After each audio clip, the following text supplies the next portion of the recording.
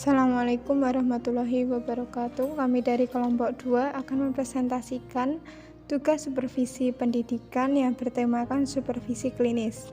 Sebelumnya anggota kami yang pertama ada saya sendiri Aprilia Wahyu Kurniawati NIM 0021, ada rekan saya Sastia Fani NIM 0026, dan rekan saya lagi Fakih Asadi dengan NIM 0027. Di sini kami akan membahas 5 topik. Yang pertama, pengertian supervisi klinis, kedua, tujuan supervisi klinis, ketiga, ciri khas supervisi klinis, keempat, karakteristik supervisi klinis, dan yang kelima, prinsip dan prosedur dalam supervisi klinis. Yang pertama, tentang pengertian supervisi klinis terlebih dahulu. Supervisi klinis adalah suatu proses tatap muka antar supervisor dengan guru yang membicarakan hal mengajar dan yang ada hubungannya dengan itu.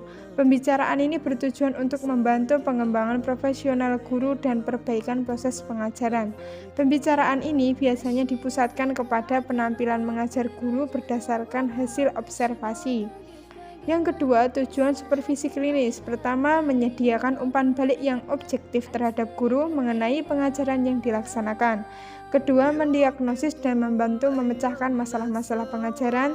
Tiga, membantu guru mengembangkan keterampilannya menggunakan strategi pengajaran. Empat, mengevaluasi guru untuk kepentingan promosi jabatan dan keputusan lainnya. 5. Membantu guru mengembangkan satu sikap positif terhadap pengembangan profesional yang berkesinambungan. Yang ketiga, ciri khas supervisi klinis. Yang pertama, bimbingan supervisor kepada guru atau calon guru bersifat bantuan, bukan perintah atau instruksi. 2. Jenis keterampilan yang akan disupervisi diusulkan oleh guru atau calon guru yang akan disupervisi dan disepakati melalui pengkajian bersama antara guru dan supervisor. 3. Meskipun guru atau calon guru mempergunakan berbagai keterampilan secara terintegrasi, sasaran supervisi hanya pada beberapa keterampilan tertentu saja. Instrumen supervisi dikembangkan dan disepakati bersama antar supervisi dan guru. Selanjutnya, karakteristik supervisi klinis. Yang pertama, perbaikan dalam mengajar mengharuskan guru untuk mempelajari keterampilan intelektual dan bertingkah laku yang spesifik. Yang kedua, fungsi utama supervisor adalah mengajarkan berbagai keterampilan kepada guru, yaitu keterampilan mengamati dan memahami proses pengajaran, keterampilan menganalisa proses pengajaran secara rasional berdasarkan bukti-bukti pengamatan yang jelas dan tepat, keterampilan dalam kurikulum dan mengajar. Yang ketiga, fokus supervisi klinis adalah perbaikan cara guru melaksanakan tugas mengajar dan bukan mengubah kepribadian guru. Yang keempat, fokus supervisi klinis dalam perencanaan dan analisis merupakan pegangan dalam pembuatan dan pengujian hipotesis mengajar yang didasarkan atas bukti-bukti pengamatan. Selanjutnya, prinsip dan prosedur supervisi klinis. Prinsip supervisi klinis adalah A.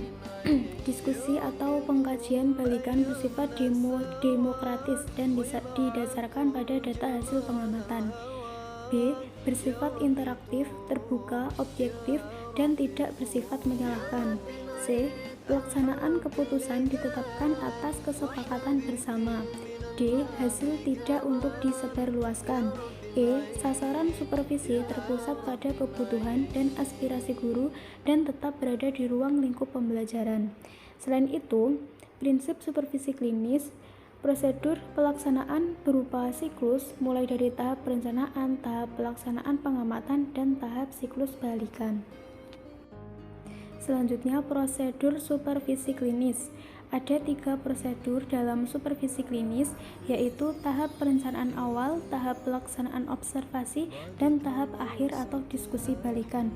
Pada tahap perencanaan awal, pada tahap ini beberapa hal yang harus diperhatikan adalah menciptakan suasana yang intim dan terbuka, mengkaji rencana pembelajaran yang meliputi tujuan, metode, waktu, media, evaluasi hasil belajar, dan lain-lain yang terkait dengan pembelajaran, menentukan fokus observasi, menentukan alat bantu atau instrumen observasi, dan menentukan teknik pelaksanaan observasi.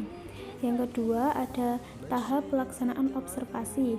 Pada tahap ini, beberapa hal yang harus diperhatikan antara lain harus luwes, tidak mengganggu proses pembelajaran, tidak bersifat menilai, mencatat dan merekam hal-hal yang terjadi dalam proses pembelajaran sesuai kesepakatan bersama, dan menentukan teknik pelaksanaan observasi. Yang C, tahap akhir.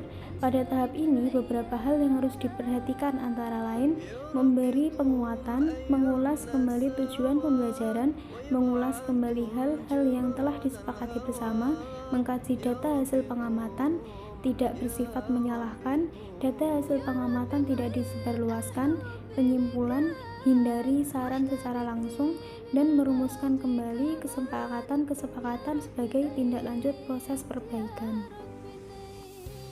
Sekian presentasi dari kelompok kami, kurang dan lebihnya kami mohon maaf. Wassalamualaikum warahmatullahi wabarakatuh.